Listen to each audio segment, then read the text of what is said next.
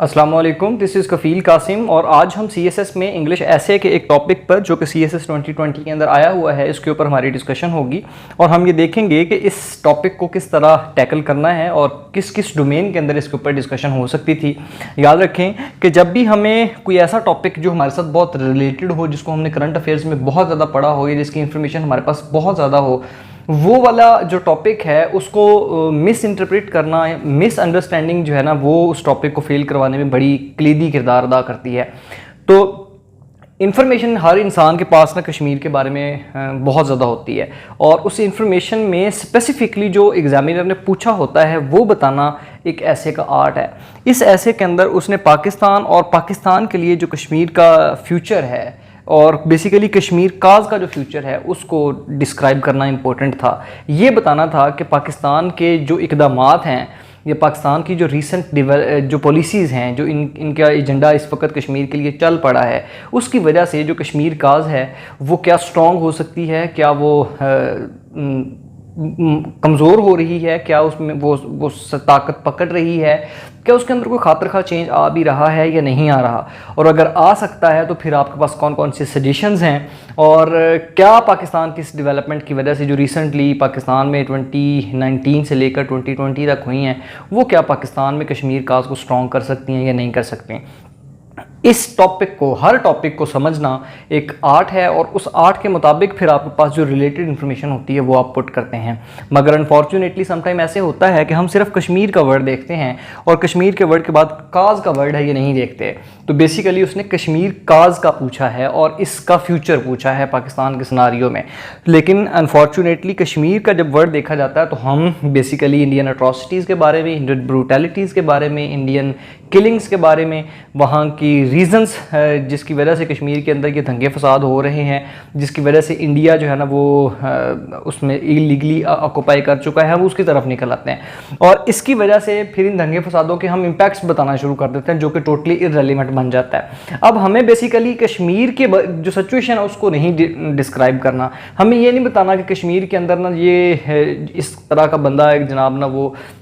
शहीद हो गया है, वो लोग फ्रीडम फाइटर्स हैं, तो हमें उनकी रीजंस नहीं बतानी। हमें बेसिकली पाकिस्तान का जो स्टांस है, पाकिस्तान का स्टांस कश्मीर काज जो है, जिसके ऊपर पाकिस्तान कहता है कश्मीर मेरी शाहरग है, ये बताना है, ये बेसिकली डिस्क्राइब करना है कि क्या ये कश्मीर काज वाकई ही अब रियलाइज होने की तरफ जा रही है, क्या कश्मीर काज को धचके लगे हैं पाकिस्तान की पॉलिसी मेकिंग की वजह से या डिप्लोमेसी की वजह से, या जो फॉरेनर सपोर्ट है या प्लेटफॉर्म्स उनके ऊपर पाकिस्तान को अपना जो स्टांस है जब उन्होंने प्रेजेंट किया है तो क्या इनके लिए कोई फ़ायदा भी हुआ है या नुकसान हुआ है, मतलब इस किस्म की हमने डिस्कशन करनी थी। Now as you know that every essay contains introduction, main body and conclusion. Besides this and there is an outline, outline के अंदर आप सारे वो पॉइंट लिख लेते हो।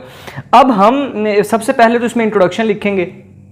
कि बेसिकली जनाब कश्मीर काज जो है ना वो है क्या और पाकिस्तान का उसके साथ क्या ताल्लुक है, रिसेंटली कौन कौन सी डेवलपमेंट्स हुई हैं, या जितनी भी आप आउटलाइन लिखते हैं उसका एक एक पॉइंट करके बताना शुरू कर देते हो जो कि एक ट्रेडिशनल तरीका है। आप जर्नलाइज किसी बात से शुरू हो जाते हो, किसी एक न्यूज़ से शुरू हो जाते हो, जैसे बुरहान वानी की किलिंग थी, या इमरान खान की स्पीच से आप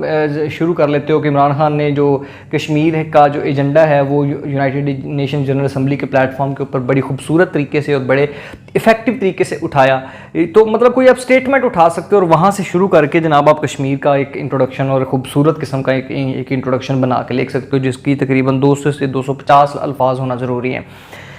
इसके बाद आप डिफ़ाइन करोगे, डिस्क्राइब करोगे, बयान करोगे, बताओगे व्हाट इज़ कश्मीर काज। सबसे पहली बात जो एग्जामिनर चाहता है कि मुझे बताई जाए वो ये है कि कश्मीर काज, इससे एग्जामिनर को ये बात पता चलेगी क्या वाकई आपने ऐसे को समझा कि नहीं, या अगर आप ये नहीं बता रहे इसका मतलब ये है कि बेसिकली आप सिर्फ कश्मीर को समझें और कश्मीर के ऊपर आप अपने ऐसा लिखने हैं और उसके बाद आपने 25-30 सफ़े लिखनी है और फिर आप इंटरनल इस तरह सेटिस्फाइड हैं यार मैंने तो बड़ी इन्फॉर्मेशन दे आया हूँ, और लेकिन वो सारी की सारी इन्फॉर्मेशन कश्मीर के बारे में है, कश्मीर काज के बारे में नहीं है। One thing that every aspirant must keep in mind while attempting any question और एनी टॉपिक ऑफ इंग्लिश ऐसे कि आप लिख क्या रहे हैं और किसके बारे में लिख रहे हैं। अगर आप एक वर्ड को पढ़ जाते हैं, एक को मिस कर जाते हैं, तो पूरे का पूरा ऐसे आपका तबाही फिरने की तरफ जा रहा है। वो बेसिकली पाकिस्तान की कश्मीर काज में पाकिस्तान समझता है, पाकिस्तान कहता है कि कश्मीर मेरी शाहरग है और कश्मीरियों को जनाब उनका जो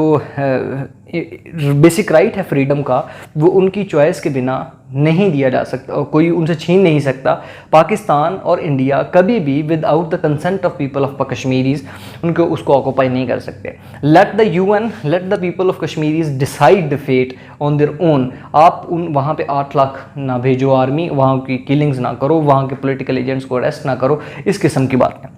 सो सबसे पहले आपको कश्मीर काज बतानी है, उसके बाद आपको बताना है कि पाकिस्तान का और इंडिया का कश्मीर के ऊपर क्या क्या स्टांसेस हैं। मगर जैसे इंडिया कहता है कि कश्मीर हमारा अटूट अंग है, पाकिस्तान कहता है कश्मीर मेरी शाह रग है। तो कश्मीर के ऊपर जनाब ना क्यों फ़ाइट है और इसकी किसी न किसी हद तक इम्पोर्टेंस को आपने 1 से 1.5 पैराग्राफ के अंदर, 2 पैराग्राफ के अंदर बताने की कोशिश करनी है। उसके बाद बताना है कि कश्मीर एक लड़ाई है, बिल्कुल इससे यहाँ तक हमें इस बात की कंफर्मेशन हो जाएगी that Kashmir is a disputed area. और उसके ऊपर 2 स्टेट्स ऐसी हैं, इंटरनेशनली न्यूक्लियर स्टेट्स ऐसी हैं जो अपना अपना क्लेम करते हैं, और उसकी रीजंस भी आप पैराग्राफ के अंदर बता चुके होंगे। अब आप बताओगे कि अगर कश्मीर के मसले को आपने हल करना है तो फिर आपके पास कौन कौन सी पॉलिसीज़ ऐसी हैं जिसकी बिना पर हम कश्मीर के जो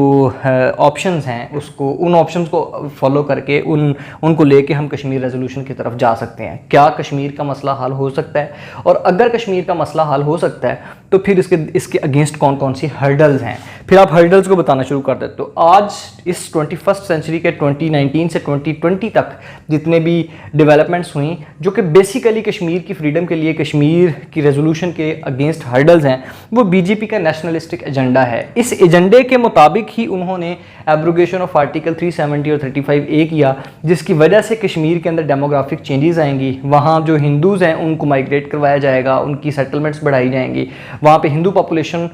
को जनाब बढ़ाया जाएगा, जिसकी वजह से, और जो एम्प्लॉयमेंट है उनको यूनियन टेरिटरीज बना दिएगा। जो एम्प्लॉयमेंट जनरेशन या special incentive for the Kashmiris था वो छीन लिया जाएगा। तो ये बेसिकली उनका नेशनलिस्टिक एजेंडा है, उसको वो पॉलिटिकल स्टंट के तौर पर इस्तेमाल करके, कश्मीर के पॉइंट को इस्तेमाल करके खुद जीतना चाहते हैं, जो कि कश्मीर रेजोल्यूशन के ऊपर एक बहुत बड़ी हर्डल है। उसके बाद है कि जो बायस्ड अप्रोचेस हैं जो इंटरनेशनल एजेंसीज हैं उनकी है। फॉर एग्जांपल अब पाकिस्तान चाहता है कि OIC के ऊपर कश्मीर का जो स्टांस है, कश्मीर का जो प्रॉब्लम है, इसको हाईलाइट किया जाए। 57 कंट्रीज़ मुल्क में दुनिया के हैं जो इस्लामिक हैं और उनकी पावर है और उनका एक इन्फ्लुएंस है। पाकिस्तान चाहता है कि वो कम से कम 57 कंट्रीज़ ऐसे हों जो कि कश्मीर काज को सपोर्ट करें, कश्मीर रेजोल्यूशन की तरफ जाएं और पाकिस्तान के स्टांस की हमायत करें। मगर अनफॉर्चुनेटली क्या होता है कि कुछ जनाब इकोनॉमिक इंटरेस्ट जो होते हैं वो किसी भी दूसरे स्टेट के नेशनल इंटरेस्ट के ऊपर बहुत ज़्यादा हावी हो जाते हैं। जैसे OIC में जो कि सऊदी अरब जिसका लीडर है, वो जो नेशनल उनकी जो फॉरेन मिनिस्टर्स की मीटिंग होती है वो ही नहीं होने देता। मतलब पाकिस्तान ने कोलालमपुर समिट जो है वो सऊदी अरब की कंसेंट की वजह से अटेंड नहीं किया, जहाँ पे बड़े अच्छे तरीके से कश्मीर का जो प्रॉब्लम है वो हाईलाइट किया जा सकता था। बहुत सारे मुस्लिम कंट्रीज़ उसमें शामिल थे, मगर हमने जो सऊदी अरब को खुश करने के लिए ऐसा किया। मगर अब जो सऊदी अरब है वो अपने इंटरेस्ट की वजह से, उनके लिए बहुत बड़ी मार्केट है इंडियन मार्केट, तेल की मार्केट, तो वो बहुत बड़ी इस इकनॉमिक बेनिफिशरी होने की वजह से जो OIC का प्लेटफॉर्म है वो पाकिस्तान में या पाकिस्तान के जो दूसरे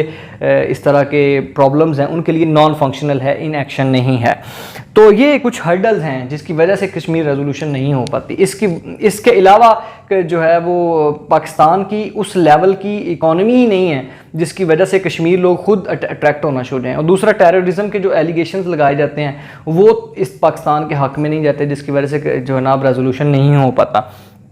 अब इसके बाद आप बताएंगे कि किस तरह जो इंडियंस हैं वो पाकिस्तान के जो स्टांस है उसको सपोर्ट कर रहे हैं। लाइक पाकिस्तान से कि आप कश्मीर के लोगों को उनका हक दो, बताओ कि आप आज़ाद हो और आप अपनी मर्ज़ी से जिस स्टेट के साथ चाहो आप रह सकते हो, इंडिपेंडेंट रहना चाहते हो तो आप इंडिपेंडेंट रह सकते हो। मगर इस तरह आप कब्जा नहीं, इलीगली आप ऑक्यूपाई नहीं कर सकते। आप आर्टिकल 370 को यूनिलैटरली जनाब ना एब्रोगेट कर देते हो, किसी की कोई कंसेंट नहीं, कश्मीरियों की कोई कंसेंट नहीं, कश्मीरियों के लीडर्स को अरेस्ट कर लेते हो, वहाँ के बच्चों को मारते हो, वहाँ के औरतों के साथ ज़्यादती करते हो, रेप केसेस बहुत आती हैं, आप जनाब ना जिनोसाइड करते हो, और मतलब बहुत सारी जनाब ना किलिंग्स और ह्यूमन राइट वायलेशंस होती हैं, आप किसी दूसरी इंटरनेशनल एजेंसी को वहाँ पे विजिट नहीं करवाना, जैसे कि एमनेस्टी इंटरनेशनल है, TRT वर्ल्ड है, ये जो बेसिक थिंक टैंक्स हैं उनको विजिट नहीं होने देते। आप यूरोपियन यूनियन के मेंबर्स को कहते हो कि आप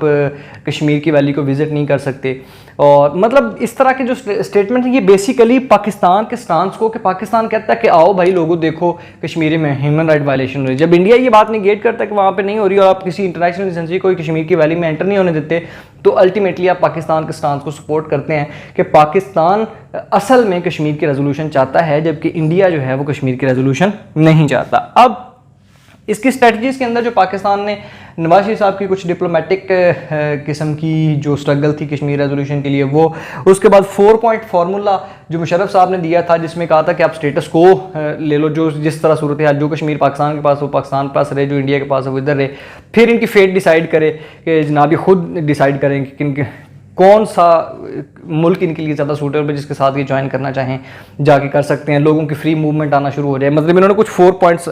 फार्मूला दिया था जिसको आप सर्च करके पढ़ सकते हैं। वो बहुत इफेक्टिव था मुशर्रफ साहब की तरफ से कि इस तरह कश्मीर रेजोल्यूशन हो सकती है। इस वक्त जो करंट गवर्नमेंट की पॉलिसीज़ हैं, जिसमें इन्होंने ह्यूमन राइट वायलेशन को यूनाइटेड नेशन जनरल असम्बली के प्लेटफॉर्म पर बड़े ज़बरदस्त तरीके से हाईलाइट किया। इन्होंने वर्ल्ड इकनॉमिक फोरम के ऊपर कश्मीरियों के लिए आवाज़ उठाई, इन्होंने OIC के प्लेटफॉर्म के ऊपर वो कश्मीरियों के लिए आवाज़ उठाई और इनके ह्यूमन राइट वायलेशंस का इजहार करवाने की कोशिश की। जब इंडिया ने आर्टिकल 370 और 35A को एब्रोगेट किया तो पाकिस्तान ने उसको कंडेम किया। ना सिर्फ पाकिस्तान ने बल्कि नेपाल और चाइना ने भी कंडेम किया कि आप ऐसा नहीं कर सकते, ये उनकी अपनी चॉइस है, जिसके साथ चाहे वो जाके मिल सकते हैं। आप इस तरह किसी भी स्टेट को, किसी भी जगह को कि नहीं कह सकते कि मेरी यूनियन टेरिटरी के अंदर कन्वर्ट हो चुकी है। Now there are some suggestion that how this Kashmir cause of Pakistan can be strengthened and how the Kashmir dispute can be resolved. तो सबसे पहला पॉइंट यह no support for the terrorist, as Pakistan is always blamed that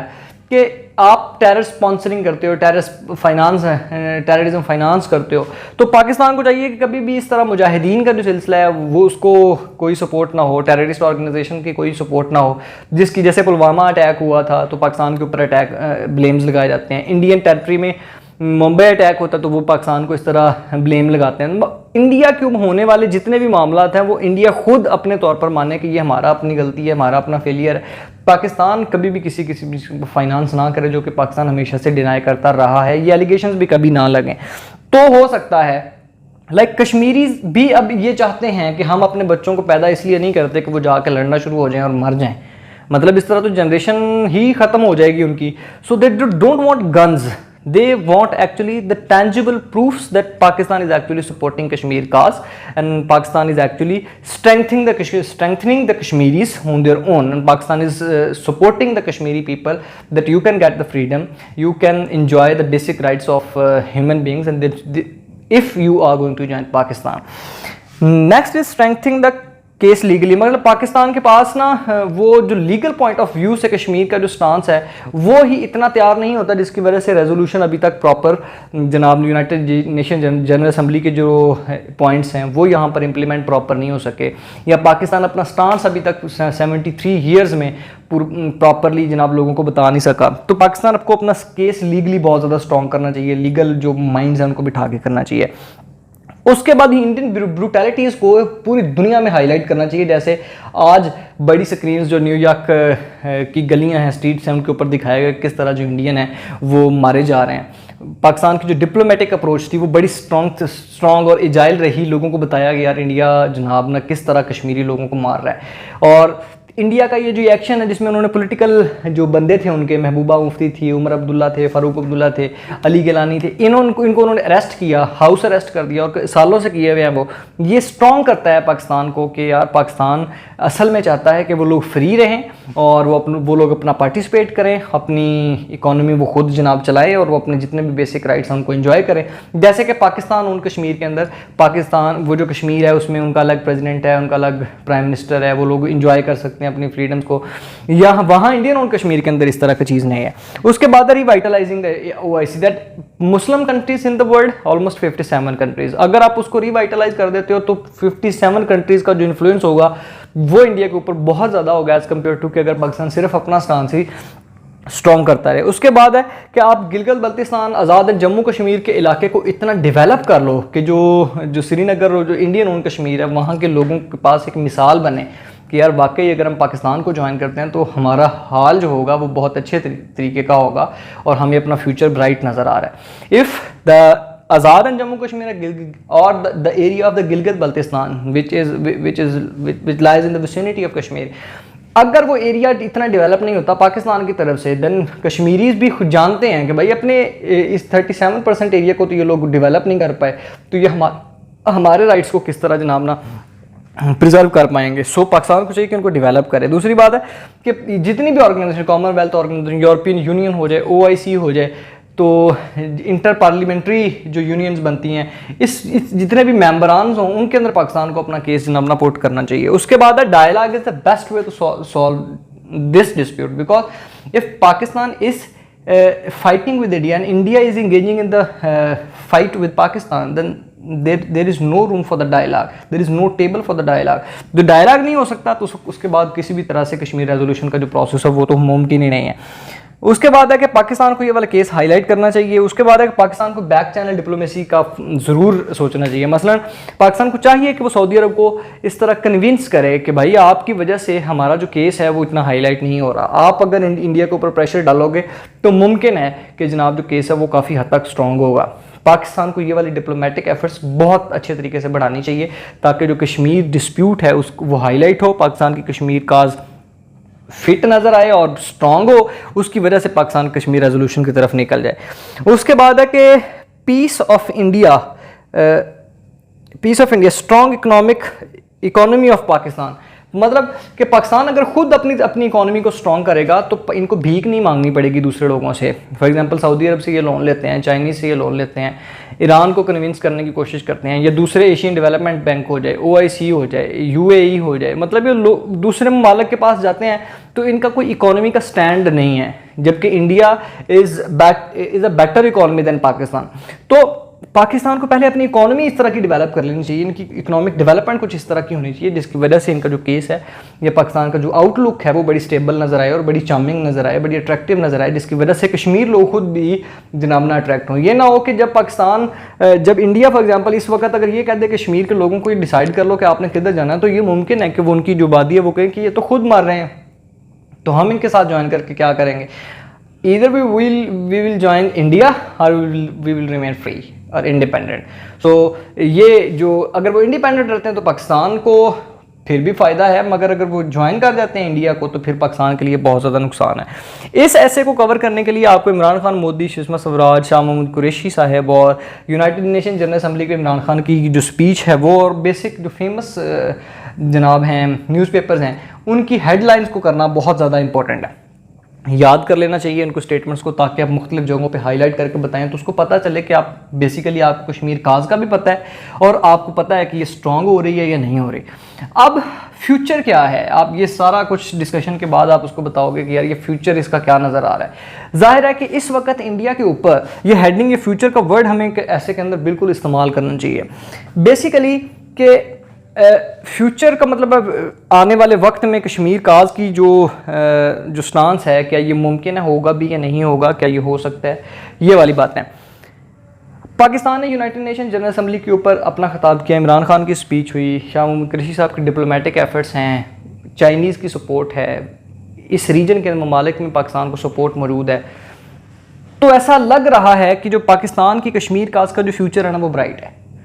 ये strong हो रही है, लोग इस बात को मान रहे हैं। इसके स्ट्रॉन्ग होने की सबसे बड़ी वजह इंडियन ब्रूटलिटीज़ हैं। वहाँ पे इंटरनेट की फैसिलिटी ना होना, वहाँ के पॉलिटिशियंस को, सिविलियन वर्कर्स को अरेस्ट करते रहना, वहाँ के इनोसेंट लोगों को मारना, वहाँ की औरतों के साथ ज़्यादती करना, वहाँ के बेसिक राइट्स को कन्फिस्केट करना, ये सारी की सारी चीज़ें, इंटरनेशनल एजेंसी को अपने कश्मीर वाले इलाके के अंदर ना जाने देना,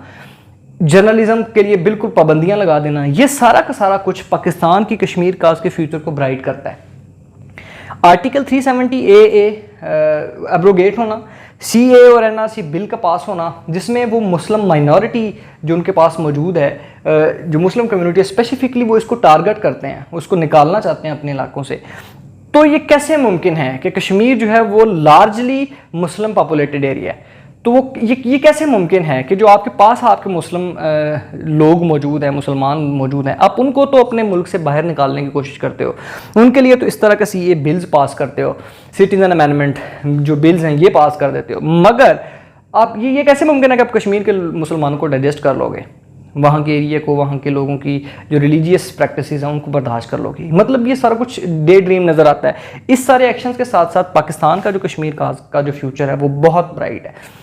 होपफुली आपको ये सारी बातें समझ आ रही होंगी कि किस तरह आपने पूरी कहानी को डेवलप करके ये बताना है कि पाकिस्तान के जो कश्मीर का फ्यूचर है वो इस वक्त लग रहा है कि वो ब्राइट है और वो स्ट्रॉन्ग होने की तरफ जा रहा है। और इस वक्त जो पाकिस्तान के जो फॉरेन मिनिस्टर हैं शाह महमूद कुरैशी हैं, जैसे उन्होंने आज एक स्टेटमेंट दी कि अगर OIC नहीं कहता तो फिर हमें दूसरे ममालिक की जिनकी हमें सपोर्ट हासिल है हम उनके साथ मीटिंग करेंगे OIC को छोड़ के। और फिर जैसे रज़ा रब्बानी साहब की आज एक स्टेटमेंट थी कि OIC बिल्कुल नॉन फंक्शनल हो चुका है, पाकिस्तान को चाहिए कि वहाँ से पुल आउट कर ले और छोड़ के किसी और दूसरे ऑप्शन को, जैसे कॉमनवेल्थ को, एशियन जो ऑर्गेनाइजेशन हैं उन दूसरी ऑर्गेनाइजेशन है उनकी तरफ निकल जाए, ताकि पाकिस्तान की जो बेसिक इंटरेस्ट हैं वो सेव रहें। इसके अलावा आपको इस पूरे ऐसे को स्ट्रॉन्ग करने के लिए इमरान खान की स्पीच, फॉरेन मिनिस्टर की डिप्लोमेटिक एफर्ट्स, EU जो मेंबरान हैं उनकी स्टेटमेंट कश्मीर के हक़ में, ट्रंप की स्टेटमेंट्स कि वो मीडिएट करने में कोई दूसरी राय नहीं रखेंगे जब इमरान खान ट्रंप से मिले थे, और OIC के ऊपर कश्मीर काज की जो हाईलाइट किया गया है वो किस तरह करना है ये जनाब ना। और इस वक्त 5 अगस्त को पाकिस्तान की जो एफर्ट्स हैं इन्होंने अपने नक्शे के अंदर चेंजेस की, इन्होंने कश्मीर को अपना हिस्सा माना और उसमें साथ में डिस्प्यूटेड टेरिटरी लिखा। ये वाली जो एफर्ट है पाकिस्तान की और कश्मीर काज है उसको स्ट्रॉन्ग करती हैं, और इस तरह जो कश्मीरी पीपल हैं उनकी जो सेंटिमेंट है वो भी पाकिस्तान के साथ अटैच होते हैं। ये कहना बहुत गलत है कि जो नक्शे के अंदर कश्मीर को डालने से कैसे आज़ाद होता है, ऐसे तो जनाब ना बिल्कुल नहीं होता। ये बिल्कुल ऐसे ही है जैसे इसराइल ने फ़लस्तीन की स्टेट को में से आहिस्ता आहिस्ता नक्शे को बाहर निकाला, तो अब देखें वो इन द लॉन्ग रन हमारे पास है ही नहीं, मौजूद ही नहीं है, और बहुत छोटी स्टेट रह गई है। सारे का सारा जो एरिया था ना उन्होंने ऑक्यूपाई कर लिया। इसी तरह इंडिया के अंदर पिछले साल हुआ, और पाकिस्तान ने अगर किया one of the very important step taken by the government of Imran Khan और जो भी जितने भी स्टेक होल्डर्स हैं। आई होप आपको इस तमाम मैसेज की समझ आ गई होगी, इन्फॉर्मेशन की समझ आ गई होगी। बेसिकली आपने कश्मीर काज और इसके फ्यूचर की बात करनी है, और विद इन 1 पेज आपने ना ये टच देते रहना है। how is it future, how it will look like in the future, और इसके ऊपर कौन सी डेवलपमेंट हो रही हैं, ये वाले जो वर्ड्स हैं वो बेसिकली आपको कहीं ना कहीं पुट करने आने चाहिए और करने पड़ेंगे, जिसकी वजह से उसे लगेगा कि ऐसे रेलिवेंट है और इस तरह की बात नहीं होंगी। होपफुली आपको समझ आ गया होगी। Thank you so much.